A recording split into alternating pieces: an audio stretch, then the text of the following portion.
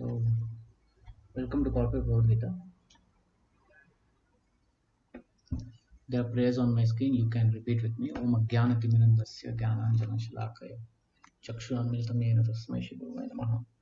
Shri Chaitanya Manobhishtam Sthapitam Yena Bhutale Swayam Rupa Padamaryam Dadati Swapadantika. Vandeham Shri Guru Shri Bhaktapadakamlam Shri Guru Vaishnavansha Shri Rupam Sagrajatam Sarvana Raghunatham Tam Tam Sajivam Sadvaitam Savaduttam Parijana Sahitam Krishna Chaitanya Devam Shri Radha Krishna Padan Sahaganalita Shri Vishakhantansha हे कृष्ण करुणा सिंधु दीन बंधु जगतपते गोपेश गोपिकांत राधा कांत नमस्ते तप्तकांचन गौरांगी राधे वृंदावन श्री वृषभानुसुते देवी प्रणमामि हरिप्रिय वाञ्छाकल्पतरुभ्यश्च कृपा सिन्धुभ्येव च पतितानां पावनेभ्यो वैष्णवेभ्यो नमः जय श्री कृष्ण चैतन्य प्रभु नित्यानंद श्री अद्वैत गदाधर श्रीवासादि गौर भक्तवृंद हरे Krishna Krishna Krishna Hare Hare Hare Ram Ram Ram Hare Hare. So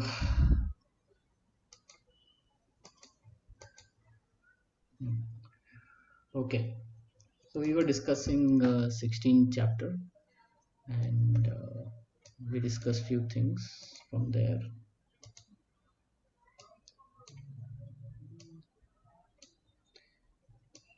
It's a demoniac and daiva,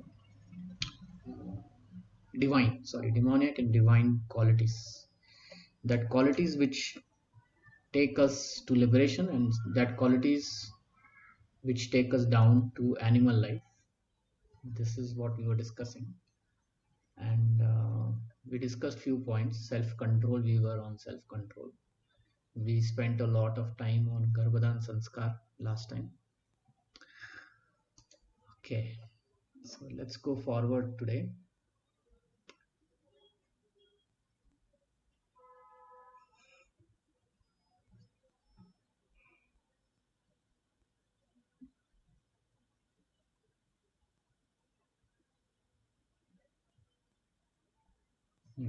Sacrifice.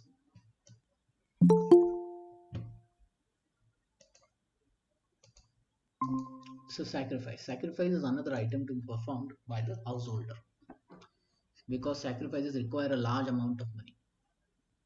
Only the householder can earn, right, in the Varnashram system. So that's why they can do sacrifices. Those in other order of lives like Brahmachari, Vanaprastha, Sannyas, they have no money. They live by begging. So this is voluntary begging. Okay, this is not begging due to need or situation. No, it's a voluntary begging. So performance of different types of sacrifices is meant for householders. So householders should perform dharma by performing the sacrifices. They should perform the Agnihotra sacrifice. You see, many people have this surname Agnihotri. So this comes from this sacrifice called as Agnihotra. What this sacrifice is, there is a fire yagya that is going on, and one has to keep doing this yagya throughout his life. So there were these special brahmanas who would do this Agnihotra sacrifices, and the lineage from them they were started calling as Agnihotris. And today few people have the surname Agnihotri. So it comes from this. But such sacrifices at present moment are very expensive. So in you have to bring grain, you have to bring a lot of ghee, and so many um, elements, items. It requires money. They're expensive, and it's not possible for all householders to perform. So in today's world, what is the yagya to be performed? So that is called a Sankirtan yagya. So Sankirtan yagya is by doing what? Chanting of Sri Krishna's holy name, Hari's holy name. And this is chanting of Hare Krishna Maha Mantra. Hare Krishna, Krishna Krishna, Hare Hare, Hare Ram, Ram Ram, Hare Hare. It is the best and the most inexpensive sacrifice. So this is inexpensive also. You don't require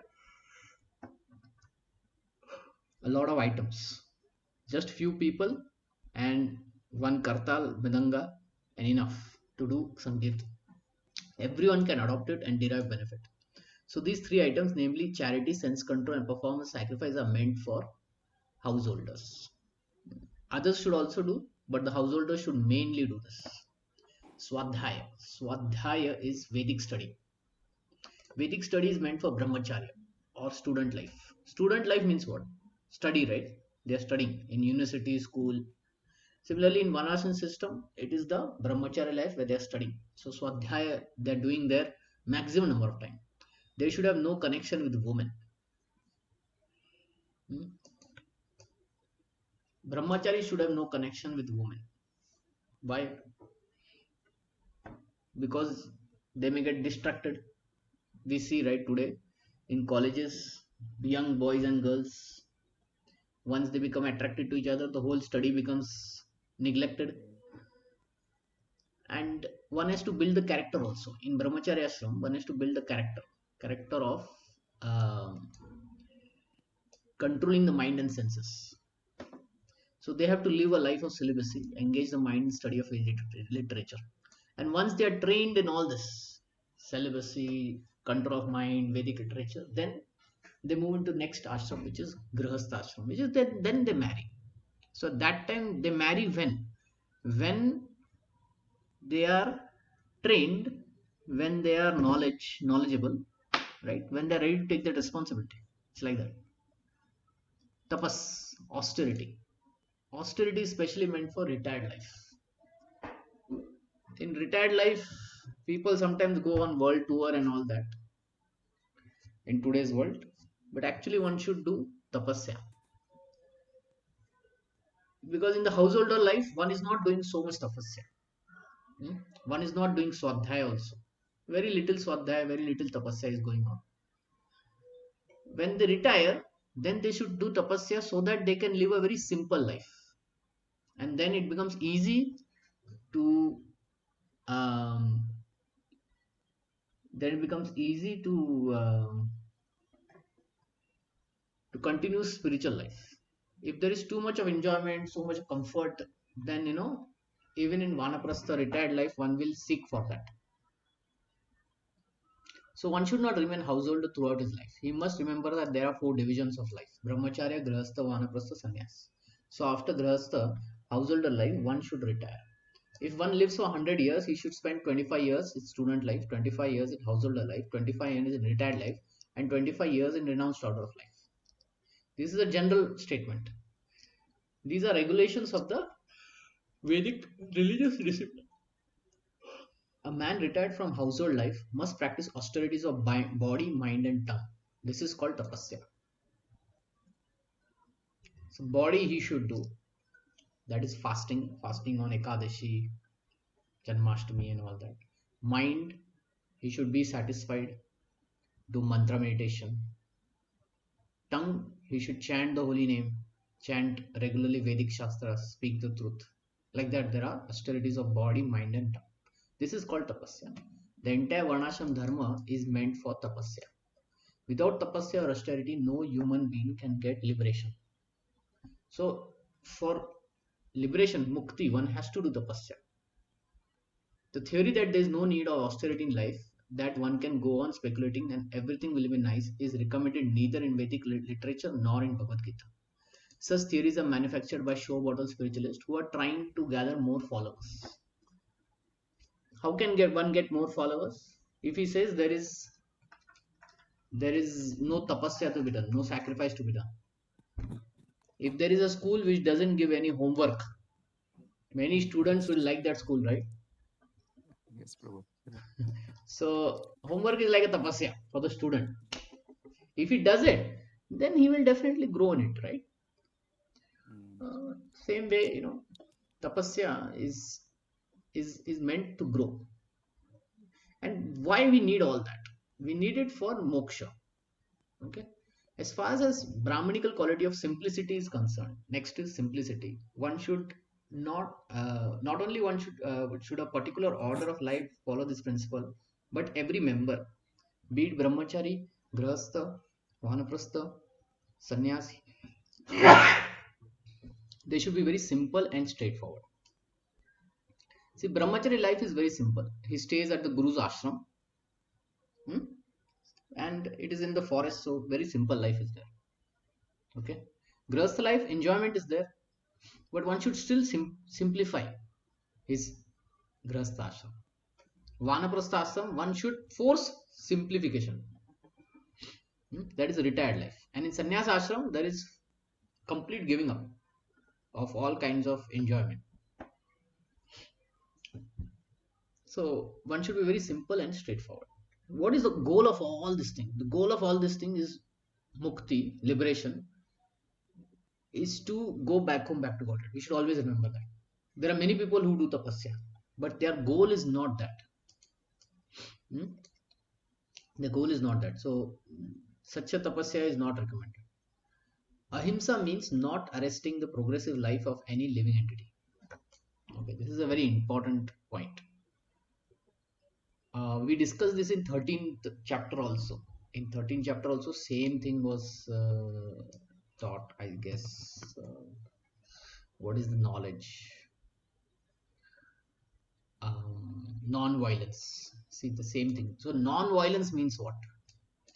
It means necessary violence. To protect the weak from the evil, one has to do violence, and that is non-violence.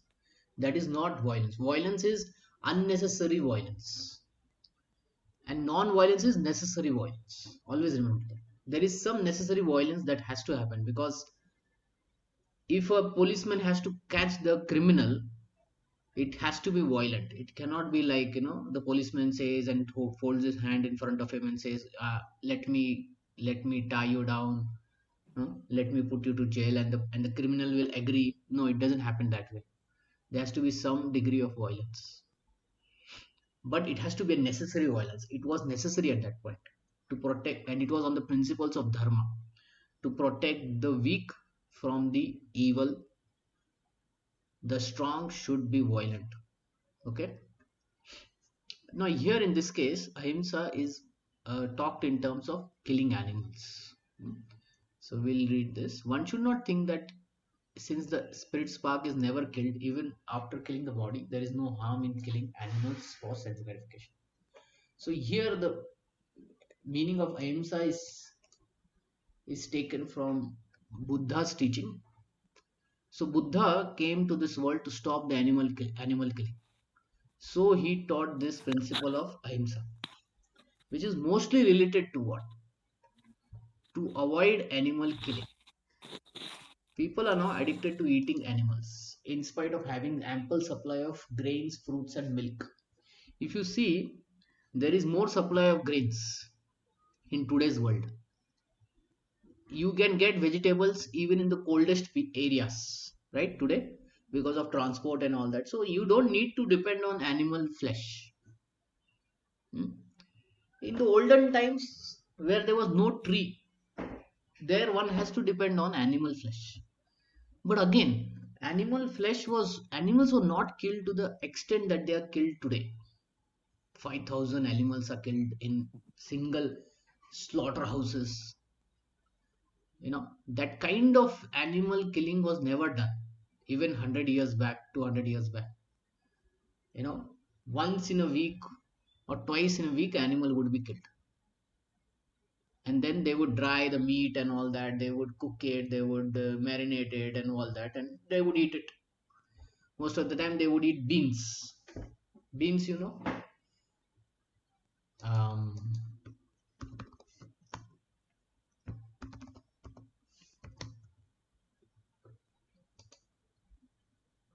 all over the world, na? Yeah, sorry, all over these beans, they were cooked. What is the specialty of these beans? Do you know?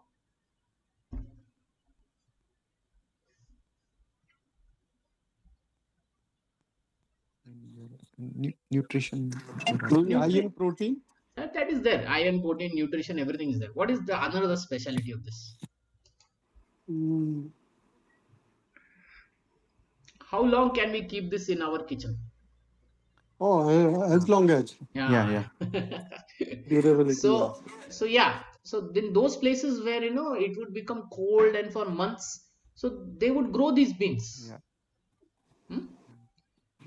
So So what I'm trying to say is, is that beans were eaten a lot.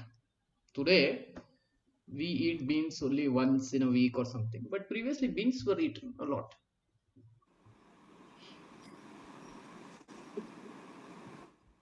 Okay, so there is ample supply of grains, fruits, and milk. There is no necessity for animal killing. This injunction is for everyone. When there is no alternative, one may kill an animal. See, this is the point I'm saying. But it should be offered in sacrifice. Meaning, an animal should be offered in sacrifice, meaning, uh, in the Tantra Shastras, the animal killing was allowed on certain days, like Amavasya or something, and then it should be offered to Kali or something. You know, mantra should be spoken and all that. So there should be some degree of sacrifice rather than a hunting spirit. Like a hunting is like, you go hunt and you eat. But here you hunt or you kill, but you offer it to the Devata. Offering it to the Devata requires some disassociation, some selflessness, right? So that is the quality that is brought out when one offers the sacrifice. At any rate, when there is ample food supply for humanity, people who are desiring to make advancement in spiritual realization should not commit violence to animals. If there is ample food supply, don't commit violence to animals. Real ahimsa means not checking anyone's progressive life, meaning the animals have to die their natural death. Don't kill them early, right? Only in great necessity. Why this great necessity is very important? The reason is, if we take human life, if we take animal life, the more important is what? Human life, right? So to save the human life, one has to depend on the animal food. So that's the rarity, that's the uh, extreme case scenario, you can say like that.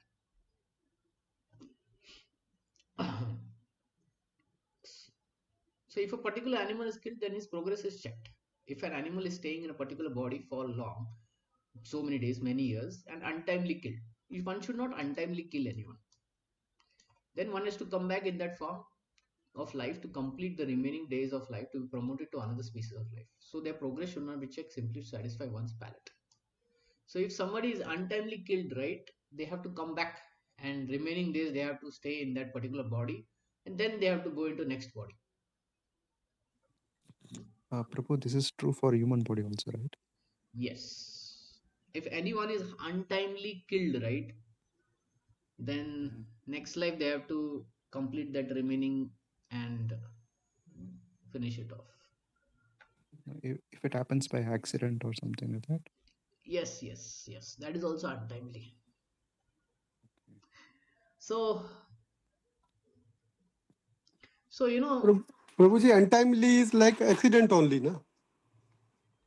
even suicide Yeah, that is also like a or sort of getting accident. killed or something by. Yeah. Okay. So, so these are there, but there are other factors also depending on the karma of the person, how pious he is, how impious he is, right? And second thing is the next generation of his family. Do they do pindadan or not? If they do pindadan, then probably some prayashchitta can be done, and next life can be avoided and all that. So there are some details here and there. I'm not fully aware, but it is not like everyone has to come, you know. But in general, one has to come to complete the remaining days. Mm. And yeah, some shastras may explain all this, but I'm not fully aware. Let's see if we get some information, I'll share. Satyam. The word means that one should not distort the truth for some personal interest. Fake news. In the recent India Pakistan war, in the media was crying crying out that Indian army has invaded Pakistan and captured certain cities of Pakistan and all that. Right? There was some news on the very first day of the war. So the next day it came out that all these were fake news. So why people want fake news? To increase their TRP, to get more visits to their websites, right? All for Yes. that purposes. So some personal interest is there. That's why people distort the truth. But the devotee, a person on the spiritual path, should be satyam. He should not distort the truth. In Vedic literature, there are some difficult passages, but the meaning and the purpose should be learned from the bona fide spiritual master. Now, uh, Vedic literature talks about truth, truth about death and life, truth about married life, truth about enjoyment, too much of enjoyment. All these truths are not very palatable to hear. But a true Brahmana, spiritual master, he will not distort the truth. He will present it as it is. Okay. Some people, what they do is they don't talk about the very other truths in written in Vedas. They only talk about those things which people want to hear, right? Because they are more concerned of the number of people that are coming to them. Mm. So there are some so-called spiritual organizations that do like that. What Satya means, we should tell the truth that is there in the Shastras, whether it is difficult or not difficult. One should not constitute some interpretation for personal interest. Constitute means to falsely give some interpretation for personal interest. Like one example I can remember is people used to keep slaves in outside of India, no? Especially in America, they used to keep black slaves.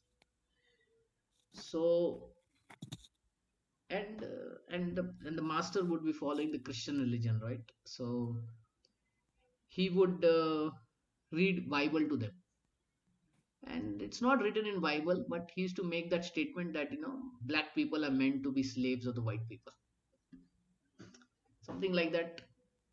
The interpretation they may give, wrong interpretation they may give.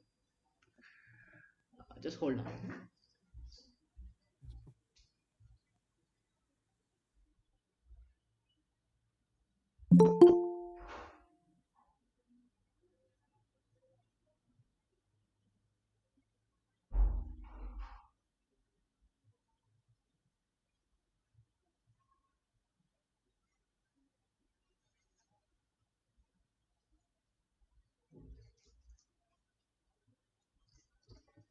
Okay.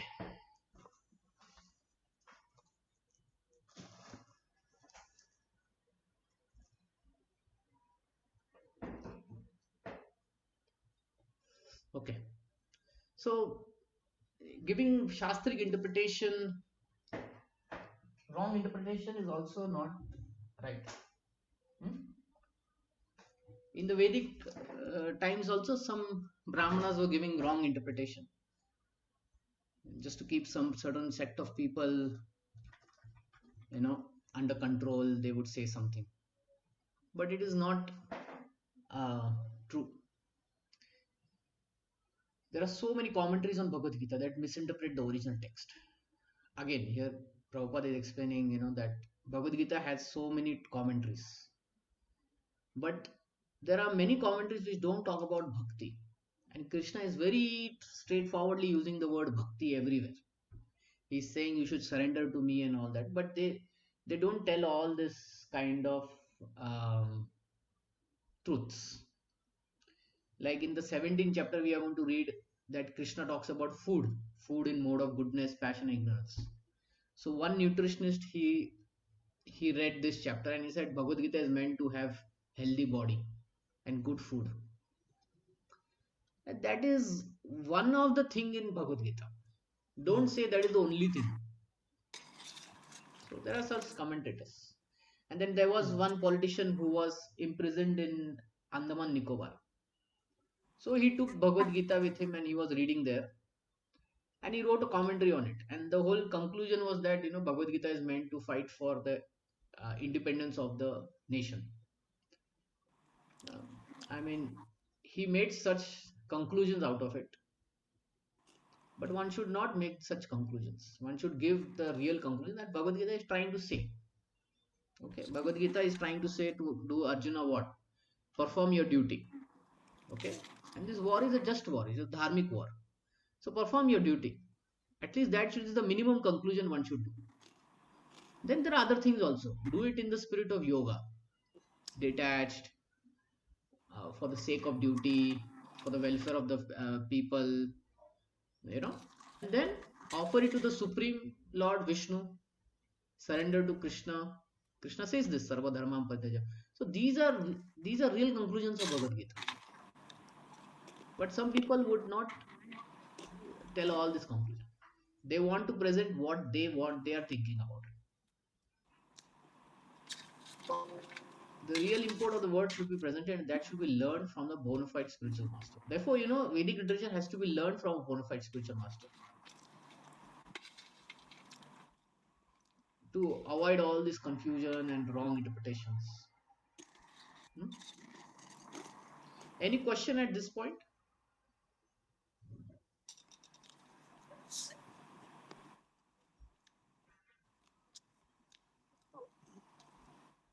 Okay. Akrodha. Akrodha means to check the anger. It doesn't mean no anger.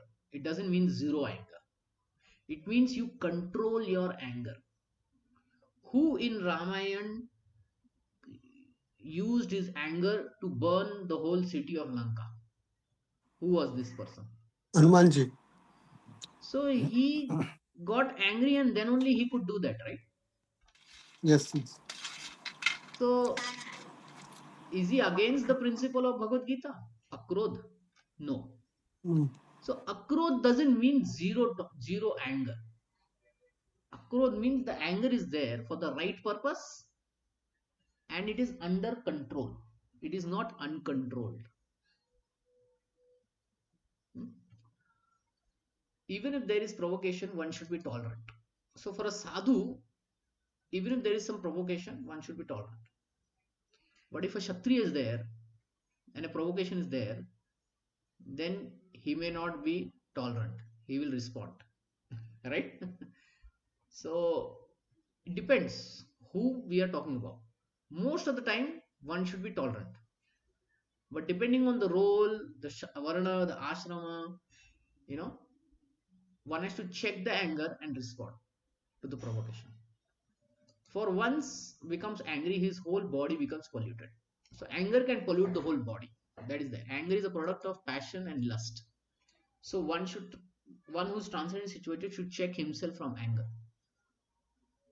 Aipashuna means that one should not find fault with others or correct them unnecessarily. Finding fault with others. Well, it's okay to call a thief a thief. Like here, Prabhupada says, of course, to call a thief, there is no fault finding. But to call an honest person thief is very much offensive for one who's making advancement in spiritual life. Okay, if one is proven to be thief, then we can say, yeah, he's thief. But one who is not proven to be thief, and we make a statement that he's a thief, that is offensive, right? So one should avoid that. Those who are on the path of spirituality should avoid this fault finding. It's okay to glorify. For some good qualities, one can glorify others. But completely avoid fault finding. At the same time, if there is some real found, like, thief or criminal, then be honest to call the thief a thief. That is not offensive. Does it make sense? Does this make sense? Yes, Prabhuji, it is. This is how it is like it should be. Otherwise, it is difficult. Na? If you don't call a thief, then there will be again problem. Hmm.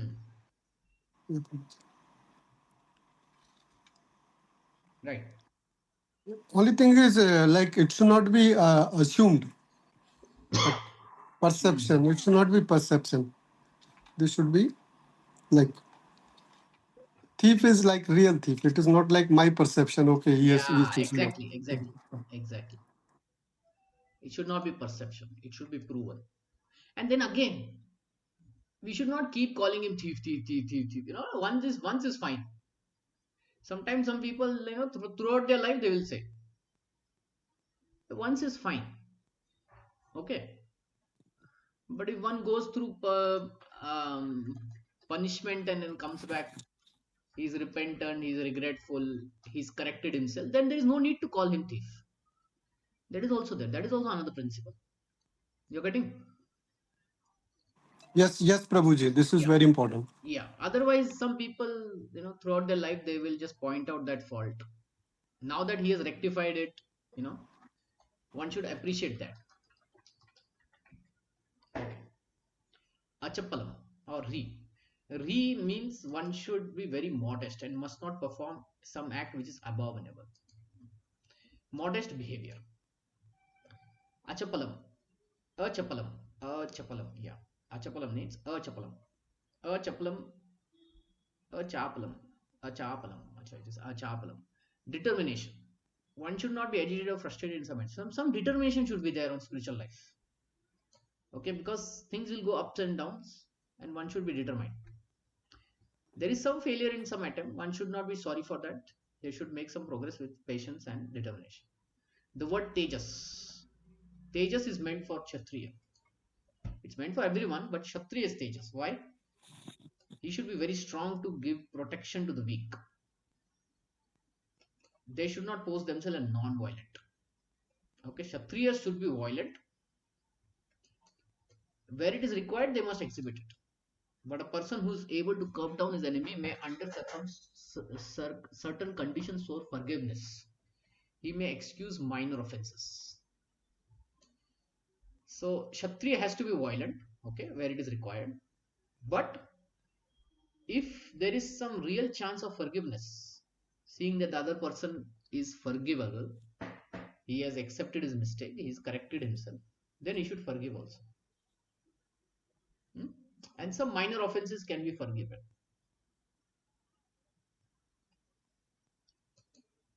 Interestingly enough, about Kshatriyas, this forgiveness has to be very, very rarely used actually. There was one king, I think it was Prithviraj. He had defeated, I don't know, Khalji or someone. Mahmud Gauri. Gauri. Mahmud Gauri, yeah. Ah. His 17 times. ministers were telling him that Gauri should be killed. He's just too cruel. But then at that time he showed forgiveness. Then what happened? Again Gauri came and then Prithviraj lost. So it has to be used very sparingly and very, uh, you know, full analysis has to be given whether to forgive or not. That's why in our Indian court also, a person on death penalty can seek forgiveness, and the president can give that forgiveness. Okay, clemency and all that. But it has to be well thought. Saucham means cleanliness. Both Swacham, inside and outside. Inside is for the mind, outside is for the body. How can you how can you keep clean your body clean? By taking bath. A Brahmana would take bath how many times a day? Do you know how many times they have to take bath? I think probably 3 times. 3 times, yes. And how to keep the mind clean? By being satisfied, by chanting the holy name, and not putting garbage in the mind. It is especially meant for mercantile people who should not deal in black market. Okay, this mercantile people, they may be very attracted to black market. The reason is money can double, triple, 10 times easily. But to maintain the principle of cleanliness, they should avoid the black market. They can they can enter the market, but not the black market. Right? They can always do business in market, but not in the black market. Black market is something illegal, right? There's a lot of cheating going on and all. So you can't keep cleanliness. Nati, nati manati, manita, nati manita. Not expecting honors applied to Shudras. The Shudras have to be respected, okay? But they should not demand honor. They should command it. A person who is doing service to his master does it in a very respectful mood, and the master is in good person, right? He will respect, he will give honor. What has happened over the centuries is that the Shudras are doing their work nicely, but they were not respected, so they revolted. That's what we are seeing in today's world. But in the Vedic time, the Shudras were given respect. They were given respect. But unnecessarily, the Shudra should not demand honor. It's like that. They should not be puffed up with unnecessary prestige or honor and should remain in their own status. It is the duty of Shudra to offer respects to higher class for the upkeep of the social order. All these 26 qualifications mentioned are transcendental qualities. They should be cultivated according to different status of social and occupational order. According to Varnashram system, one should cultivate them. The purport is that even though material conditions are miserable, if these qualities are developed by practice by all class of men, then gradually it is possible to rise to the highest platform of transcendental realization. Gradually one will advance by following the by cultivating these qualities. Any question at this point? Prabhuji, in the previous para, it is written like in the Sudras, the worker class. Correct. So in English translation, what we call as the service class. Yeah. So these days, everybody is in the service class. Yes, true. So things are really very simple, no? Like everybody is a Sudra. Simple. So there is no need to be puffed up for anything.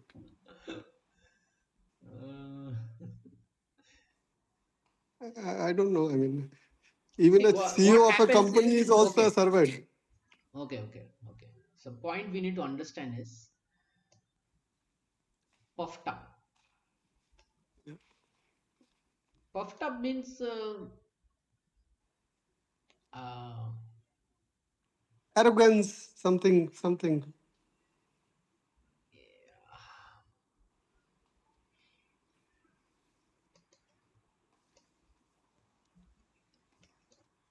uh, see, it's connected to prestige and honor. Mm. See, generally, a worker class should give respect to the higher order, right? Brahmana, Kshatriya, Vaishya. Okay. And the Brahmana, Kshatriya, Vaishya should also respect back the Shudras. Yeah, Prabhuji. Okay, but the Shudra should not unnecessarily demand prestige and honor. Yeah, that is correct. This is how we need to understand. Like, this puffed up meanings is like that. Unnecessary demand should not be there. If there is a necessary demand, agree. Like, too much of exploitation is happening and all that, then, they are not slaves. You need to understand the Shudras are not slaves. And the concept of slave in the Vedic time and in the today's time is very different. They were slaves in the Vedic times also, but they were not exploited to the extent that they are exploited today.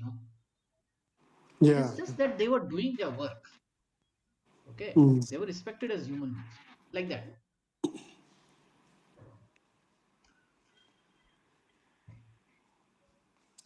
Yeah, Prabhuji, I think this is a little bit tricky because exploitation is much more these days.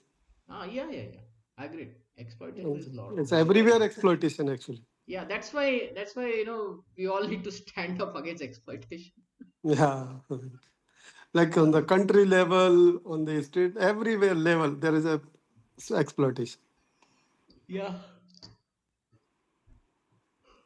true. Yeah, Prabhuji. See, in the start of the Kali Yuga, also the Brahmanas exploited. Like we Yes. saw, na, a few weeks back, we were discussing the pastime of Parikshit Maharaj. The Mhm. Brahminical child, he says, "Oh, these are like dogs. The Kshatriyas are like Yes. dogs." So again, to look down upon something is not what the Vedas are telling. It is like it's a team. Always remember this. Chatur Varnam Nala system is a team. Yeah. In a team, everyone is equal, but still there is hierarchy. Mm. Hierarchy is meant for what? Decision making.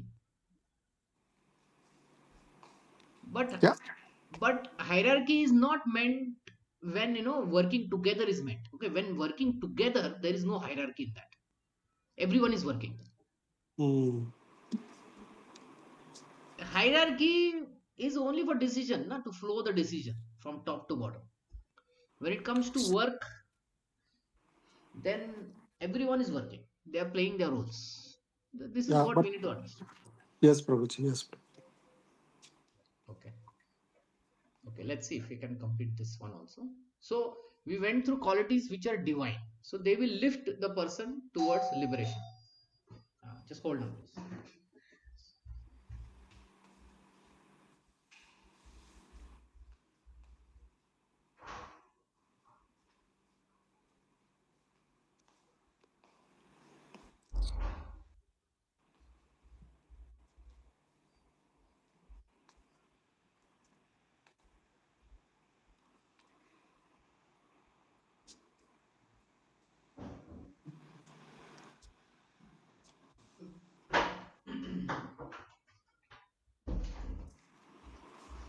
Okay. So we discussed the qualities which will lift us towards liberation, and now we'll discuss the qualities which will bring us down to animal life. दम्भो दर्पो अभिमानस्य क्रोध परुष्याम एवच अज्ञानम चाभिजातस्य पार्थ संपदम आसुरीम. दम्भो दर्पण, pride, arrogance, conceit, anger. I'll just put you on mute. Pride, arrogance, conceit, anger, harshness, ignorance. See, there it is akrodha, here it is anger, krodha. But this krodha is what? It is driven by arrogance, is driven by pride. Okay? It is not controlled krodha. Such things will are demonic, are rakshasi, are asuric. They will lead us to hell. The royal road to hell is described. A demonic wants to make a show of religion. Some people want to make a show of religion also, and advancement of spiritual science. They want to show that they are very, but internally they are not following the principles. We see so many scams are happening where all these people get caught, and they were found to be abusive and interested in only money, power. So actually these are very demonic people. They are always arrogant and proud in possessing some type of education or so much wealth. So if they are very highly educated, they can speak nicely, they can argue nicely, they think themselves to be very powerful. Those who have too much of wealth, they also think themselves to be proud. They desire to be worshipped by others and demand respectability, although they do not command respect. They demand respect from everyone. Over trifles, they become very angry and speak harshly and not gently. They do not know what should be done and what should they do not know what should be done and what should not be done. They do everything whimsically. They just do what their mind is saying. Sometimes we see such rich people. They do what their mind is saying. They may kill also somebody according to their own desire. They do not recognize any authority. Then the authority, they don't recognize any authority. So then the authority has to come behind them. and punish them. These demonic qualities are taken on by from the beginning of their bodies in the womb of their mothers. Now, this is a very strong statement. The demonic qualities are there in the body right from the birth, and they manifest as one grows into inauspicious qualities. Now, my question to you is, somebody may have these demonic qualities. What to do now? What to do? Just because that person has demonic qualities, should he accept it? Should he live by that? Or what should be done?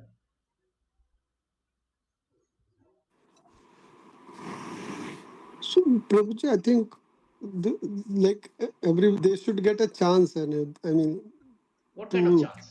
for purification. Okay. What kind Yeah. of purifications are there? What kind of chance Like purification? rectification, like you call, like if something is wrong, Hmm. so there should be like a treatment. So if somebody has demonic qualities, this should be opportunity, for transforming, reforming. Like for prisoners, even if they are pronounced that they have done crime, Hmm. so the jails are meant to be a place where they can reform. I don't know. So Jail's other name is Correctional Institute. yeah, correctional institute. Yes, yes, Prabhuji. Okay. Is Because this one, the is this the complete solution? no, no, not complete. Like this is only part, because thing is, like if somebody is acquiring it,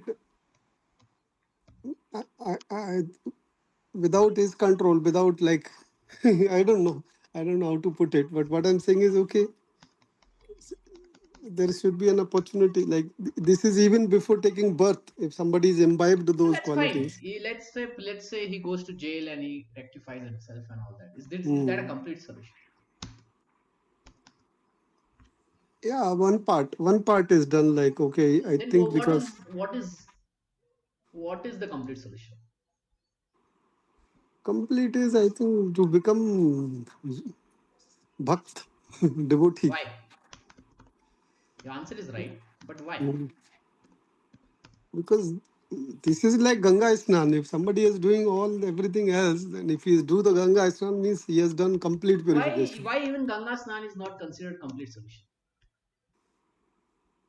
Because it is not properly done. Like Let's say Ganga somebody Snan. does properly. What? But still, it is not considered complete solution. Do you know that? Yeah, Prabhuji. I mean, Why? earlier they used to be. Now I think people don't have No, no, no. that. Whatever it may be. Why still Ganga Snan is not considered the complete solution? Why Bhakti Yoga is considered complete solution? Because possibly Ganga Snan is from external, like your So what purification. is the thing? Yeah. So internal is like we need Because something. desire to commit Ah, crime, correct, correct, okay, correct, correct. is not Removed. removed. Yeah, that, yeah, Bhakti Yoga is complete solution because desire is purified, purified. Yeah, probably. and no desire to commit whatever crime or sin Yeah, remains. yes, yes. Okay, so there is complete transformation happening. Mm,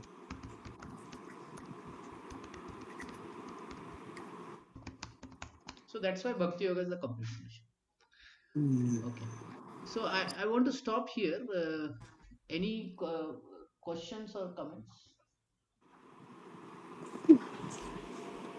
Any questions or comments?